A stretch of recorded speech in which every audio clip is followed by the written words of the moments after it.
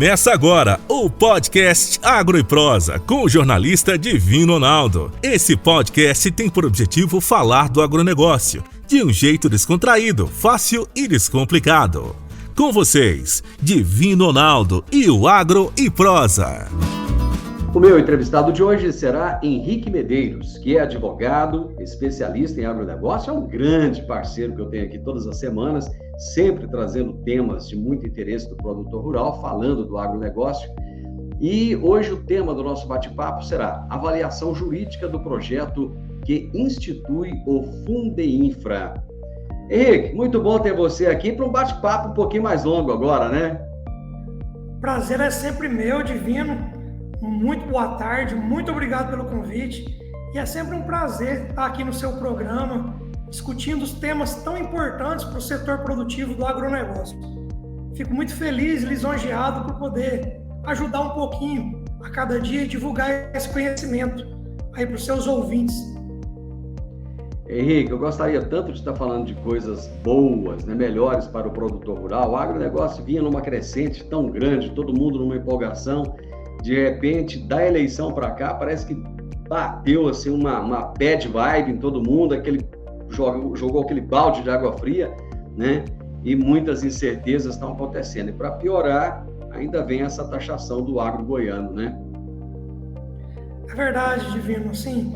Muitas surpresas, né? O pessoal aí pisou no freio, o pessoal estava ávido por investimentos, pessoal aí abrindo novas frentes de trabalho aqui dentro do nosso estado, né? O pessoal aí do Vale do Araguaia, muita gente desbravando novas fronteiras agrícolas. O pessoal da pecuária vinha aqui um pouco capengando, né? O boi deu uma recuada significativa, mas o pessoal vinha no investimento crescente, acreditando no setor, e logo após a eleição presidencial o pessoal deu uma brecada por conta das incertezas do mercado, e isso é muito comum. A gente tem visto isso não só no setor do agronegócio, mas a bolsa, o mercado econômico, a gente vê todos os dias aí o sobe e desce, né? E agora, para nossa surpresa desagradável, o nosso governador, que até então era um defensor ferrenho do agronegócio, desde os tempos de UDR, né? Eu lembro do meu avô falar, dá uma facada nas costas dos companheiros agropecuaristas goianos. Eu me lembro bem desses tempos da UDR que você acabou de citar aí. Acompanhei a trajetória do governador Ronaldo Caiado, já tive a oportunidade de entrevistá-lo algumas vezes enquanto deputado federal, e as pessoas, onde o Caiado ia, os produtores iam para ouvi-lo. Tinha aquela vibração, né? E agora a gente sente exatamente isso que você acabou de colocar. O produtor foi apunhalado, ele tá ferido, ele está sangrando por essa traição. E nada pior do que ser traído pelas pessoas com quem você tem um contato maior, aqueles que você acredita, né, Henrique? Isso. Realmente, assim, não esperava do lugar que veio, né? Esperava até mesmo do nosso próximo governo federal, né? Mas não dentro de casa. Exatamente. Vamos falar um pouco desse projeto de taxação, que é conhecido como Fundeinfra, ou Fundo de Investimento. Esse Fundeinfra, ele prevê, Henrique, uma contribuição de até 1,65%, né, paga pelo setor do agronegócio goiano. Qual é o impacto dessa taxação ao produtor rural? Divino, vamos estabelecer algumas diretrizes aqui. Primeiro, a lei que cria esse fundo, ela dá um teto, né? Ela dá um teto e ela não estipula esse teto vai ser aplicado qual tipo de produto. Ele deixa bem de forma bastante genérica, e ele diz que vai ser regulado no momento futuro por meio de um decreto do chefe do executivo. E aí começa justamente um dos principais problemas do projeto de lei que foi aprovado pela Assembleia Legislativa. Nós temos uma insegurança jurídica. Primeiro, qual vai ser o valor para cada produto? Vai ter uma diferença? Vai ser um valor único somente para todos os produtos? Soja, milho, cana, carnes, leites, né? Qual que vai ser, como que vai ser feito esse cálculo para chegar no índice de cada produto? E mais, quando nós não temos isso de forma expressa na lei, nós deixamos na mão do Poder Executivo estabelecer para onde que vai cada alíquota. E nós vivemos numa insegurança. Né? Nós ouvimos durante esse período aí, essas 2 últimas semanas, governadores da base falando, olha, o produto X não vai ser taxado, o leite não vai ser taxado, produto da cesta básica, hortifrutis não vão ser taxados. Mas em lugar nenhum, reforço, lugar nenhum do projeto, isso está escrito. Isso provavelmente ficou combinado entre eles e possivelmente virá por meio de decreto, mas ninguém sabe. Então o impacto hoje ele é para toda a cadeia agropecuária e mineral do estado de Goiás. Então toda a cadeia pode vir a ser impactada com essa lei que foi aprovada durante essa semana pela Assembleia Legislativa e provavelmente será ainda sancionada ainda essa semana pelo Poder Executivo. Henrique, pode-se afirmar que os deputados da base deram cheque em branco para o governador? Perfeito, Divino. Isso foi muito falado pelos deputados que estavam apoiando o agro e sim, foi um verdadeiro cheque em branco. E por que o cheque em branco? Porque vai ficar a critério do Poder Executivo do Estado de Goiás, ao governador Ronaldo Caiado, estabelecer cada alíquota para cada tipo de produto e quais os produtos que serão taxados. Né? Então, assim, nós não sabemos. A Assembleia assinou o cheque, né, e deixou a critério do governador qual o valor que ele quer arrecadar. Então, o que ele vai fazer? Ele vai fazer uma análise econômica e aqueles produtos que não têm um impacto positivo, interessante para os cofres do Estado, o produto X ele reverte somente R$100 mil de ICM durante o ano. Então, eu não vou taxar esse produto, porque não é interessante. E com base nele, eu vou fazer uma política de que eu estou excluindo determinados produtos. Então, é justamente isso que aconteceu e isso que veremos para os próximos dias, como que vai se dar mediante a edição desse decreto regulamentador pelo chefe do Poder Executivo. O Brasil está vivendo um momento tão complexo, Henrique, que a gente vê a população muito dividida e muitas vezes num projeto desse, boa parte da população aplaude, bate palmas, os produtores rurais vão ser taxados até que enfim, porque eles não têm muita noção do que é o agronegócio, do que é produzir numa insegurança completa em termos de clima, em termos de mercado, em termos de dólar, enfim, são tantas as variáveis. Mas o cidadão comum, ele vai ser impactado de alguma forma? Ele vai ter consequências com essa taxação? Divino, excelente pergunta. Eu acompanhei a votação lá no plenário, na primeira votação. Estive presente junto com algumas entidades aqui do setor, aqui de Rio Verde, o CODERV, o Sindicato Rural. Nós estivemos debatendo esses assuntos, reuniões com deputados, com o deputado relator desse projeto. E muito se falava que o consumidor não vai ser atingido. Isso é uma falácia, tá? Tentaram criar um enredo para colocar o consumidor contra o produtor rural.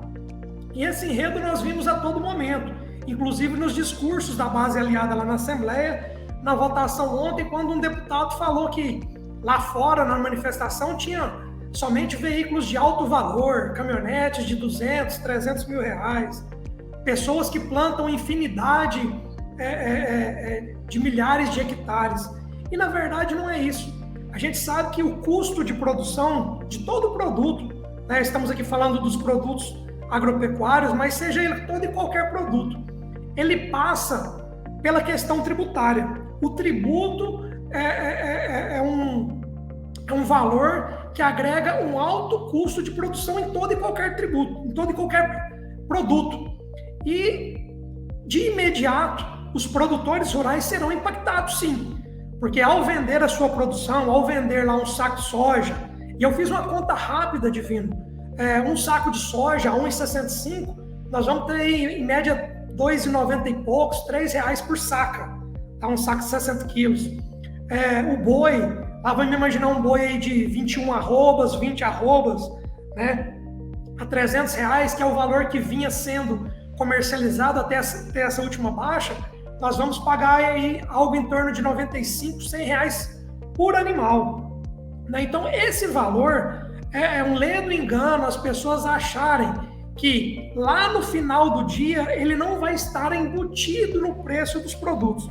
E digo mais, ontem ouvindo os discursos dos deputados, um deputado da base governista disse assim,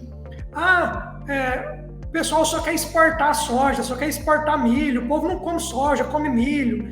Quem coloca comida na mesa são os pequenos.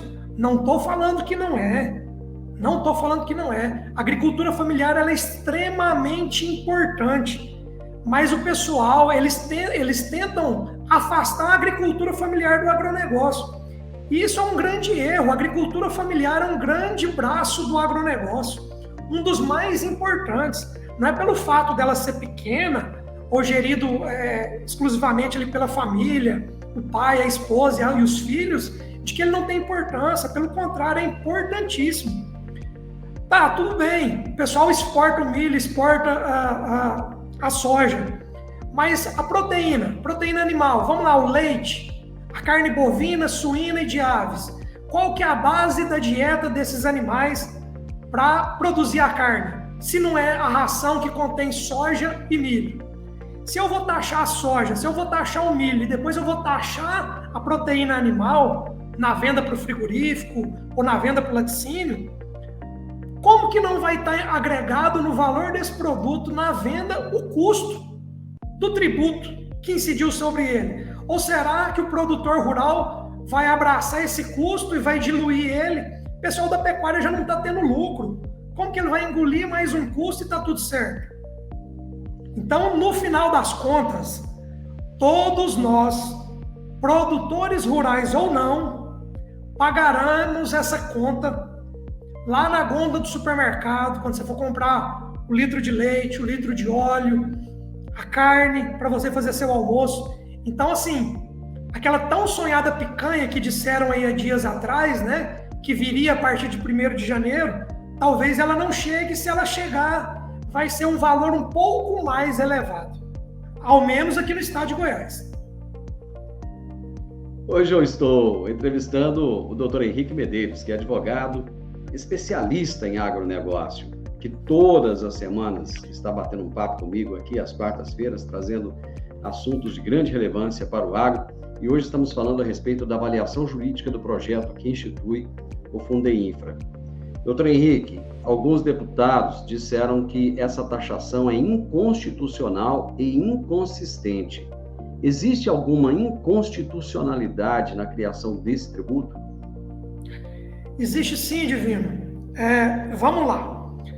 Quando você fala de inconstitucionalidade ou de ilegalidade, você tem que olhar 2 parâmetros.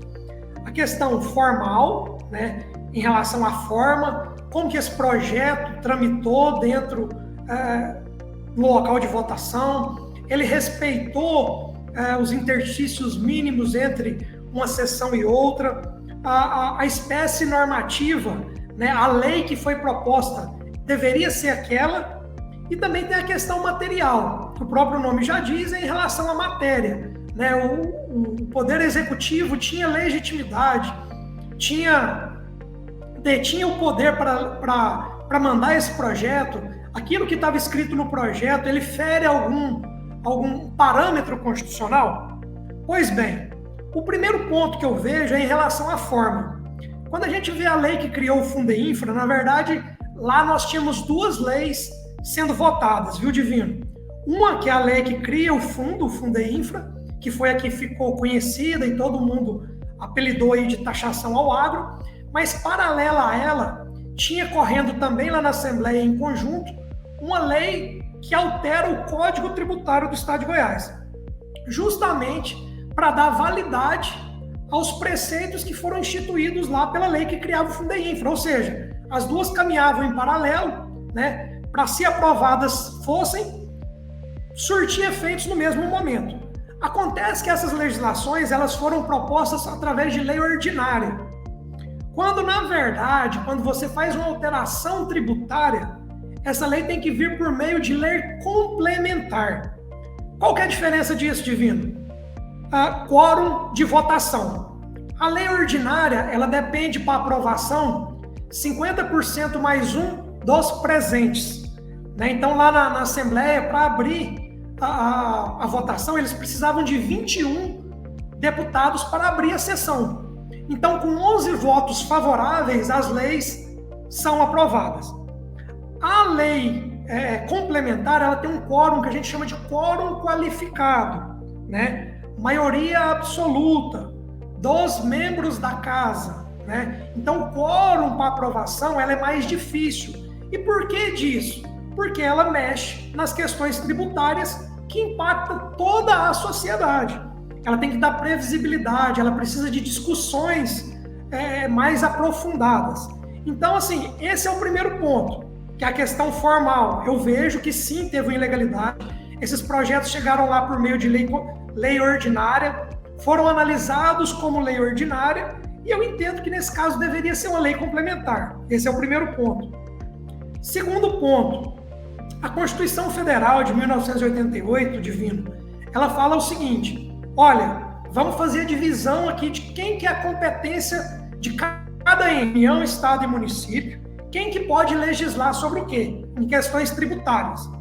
Então, União, você vai ficar com o imposto de importação, de exportação, operações financeiras, né, o IOF, produtos industrializados, o IPI.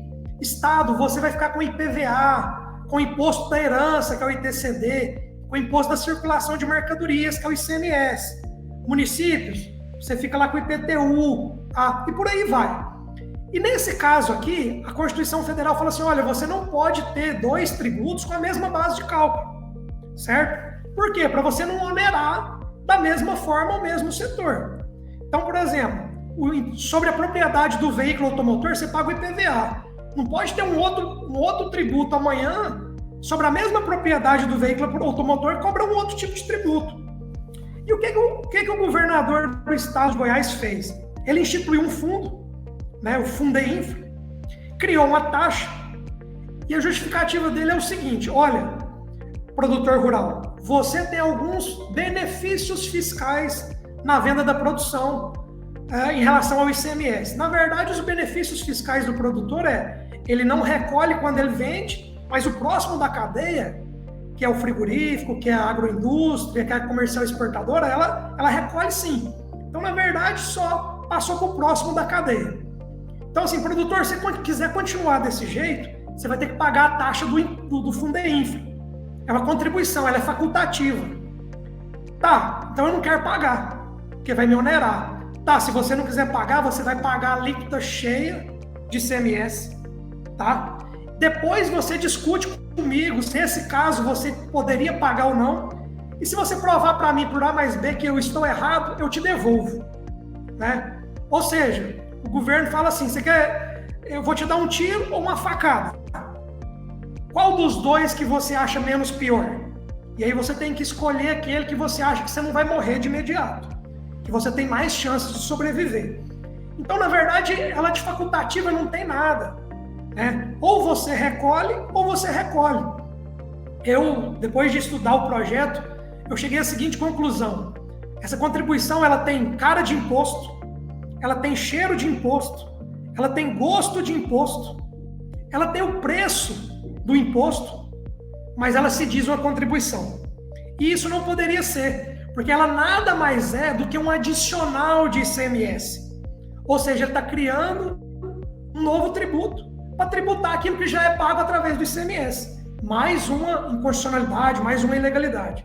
Mas isso, a gente vai ter que aguardar a sanção da lei, que foi aprovada ontem, o decreto que virá aí nos próximos dias regulando a matéria, para a gente saber realmente o que a gente vai ter pela frente, até mesmo para a gente ir para o Poder Judiciário e falar: Poder Judiciário, o erro está aqui, está aqui, está aqui. A lei falou isso, o decreto está falando completamente diferente, ou seja, não é só a lei que tem problema derivado de vícios.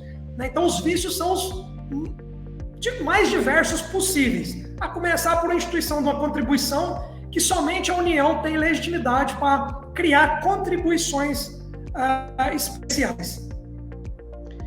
Hoje estamos falando a respeito da avaliação jurídica do projeto que institui o Fundeinfra, que tem criado aí uma repercussão muito grande. E eu estou conversando com o Dr. Henrique Medeiros, que é advogado especializado em agronegócio. Dr. Henrique, nas falas de muitos deputados da base, percebe-se um grande desconhecimento do agronegócio. E até baseado na pergunta que eu havia feito anteriormente, esse projeto ele não foi votado assim de forma muito célere, de forma muito rápida, sendo pouco debatido por esses legisladores, não? Olha, Divino, a gente viu lá nas discussões um grande desconhecimento da matéria. Até mesmo porque a Constituição Federal, lá no artigo 187, quando ela trata da política agrícola, né, ela fala que o setor produtivo tem que ser incentivado.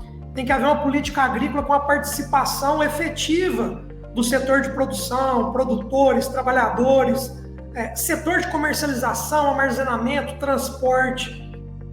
Ou seja, tratar dessas matérias relacionadas à produção agrícola, agropecuária, que esse é o maior carro-chefe que nós temos no país hoje. Nós produzimos de leste a oeste, de norte a sul, produtos com expertise muito grande. Nós teríamos participação mais efetiva de todos os setores, não só do setor produtivo, não só dos produtores rurais, mas do pessoal do armazenamento, das cooperativas, né? E o que nós vimos foi que, em que pese ter sido muito rápido, a proposta que tinha era para ser muito mais rápido ainda, né? Eles não esperavam que o setor iria se atentar para o que estava acontecendo e ter essa discussão igual teve. E assim, nós vimos um desconhecimento da matéria muito grande.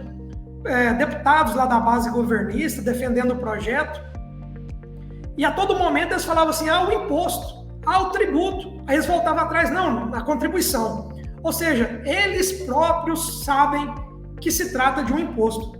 Ora, o que eu aprendi na minha vida profissional é que é o seguinte: quando você vai fazer uma defesa, a primeira coisa que você tem que saber, que você tem que se convencer da sua defesa, é você se convencer a si próprio, para você saber que ela está boa ou não. E o que nós vimos lá são pessoas que ia defender o indefensável, que nem eles mesmos estavam acreditando na defesa. Ontem eu ouvi um deputado falando assim, produtor rural que exporta tem que ser taxado mesmo. A imunidade da exportação do ICMS nos produtos agropecuários está prevista lá na Constituição Federal. Não pode o governo do estado condicionar uma imunidade prevista na Constituição. Ele poderia ter feito isso quando ele era deputado federal, enquanto ele era senador, ter apresentado uma proposta, ter trabalhado lá no Congresso Nacional para isso. Não como governador, vou criar uma taxa para quem quiser exportar, paga a taxa. Aí eles falam assim, não, mas assim, é só você me provar depois.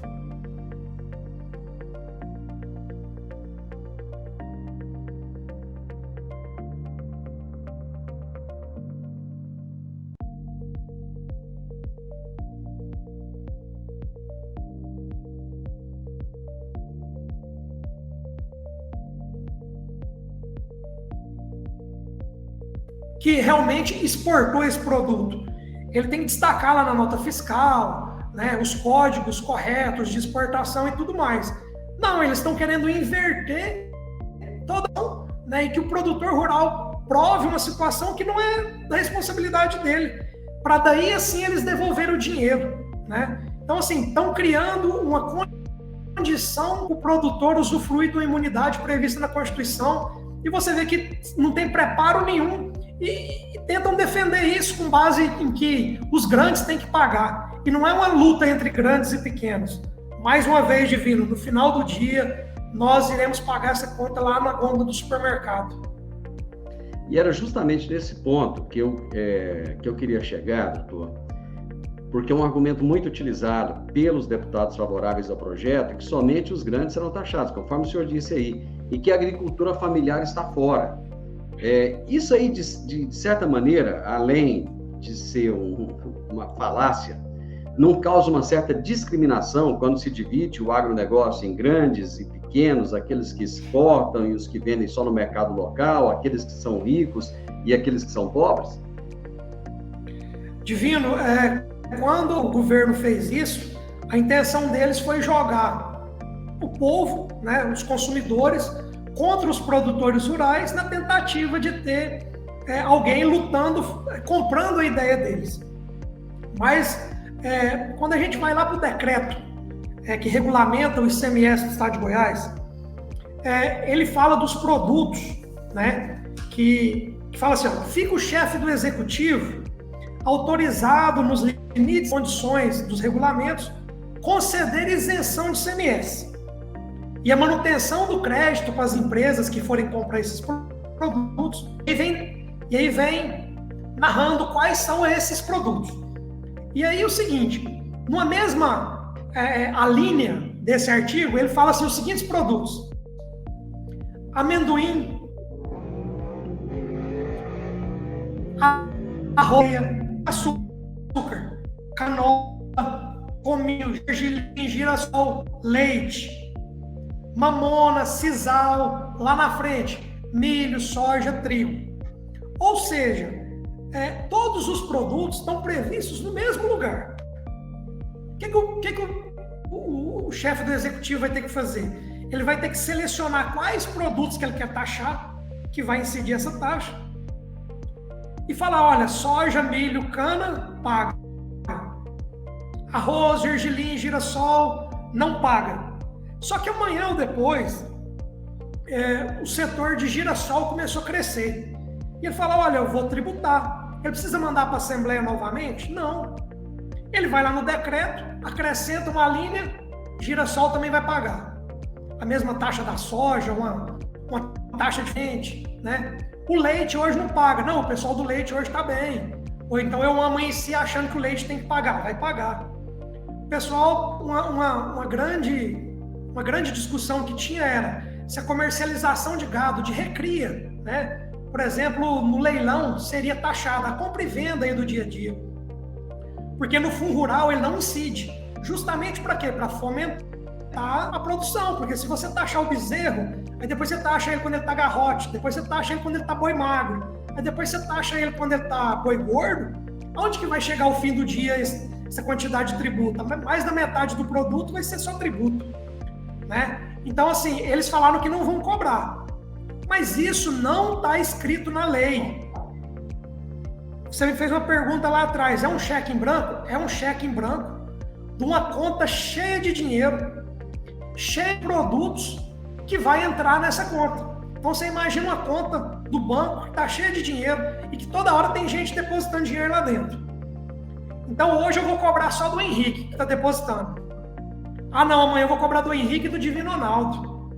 Você entendeu, Divino? Então assim, hoje eles dizem que vai ser alguns produtos, amanhã pode ser tudo. Igual acontece no estado vizinho do Mato Grosso, que já existe isso daí, você conversa com produtores rurais de lá, o dinheiro era para infraestrutura de estrada, de ponte, igual o nosso aqui, moradia, e na época da Copa construiu o estádio. Hoje o dinheiro é dividido com mais diversos setores do estado, tribunais de contas e por aí vai, entendeu? Virou um meio arrecadatório de fato.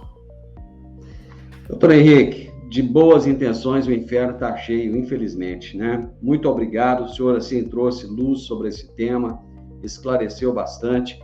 Eu agradeço imensamente sua participação aqui hoje, a sua participação semanal comigo também no programa, uma parceria de muito sucesso, graças a Deus. Muito obrigado por tudo e continue nesse caminho aí, lutando em favor do agronegócio. Divino, eu que agradeço a oportunidade de estar aqui no seu programa, né, tratando um pouco desse tema tão importante que causa tantas dúvidas, tantas perguntas para o produtor rural. O programa tem um alcance fantástico.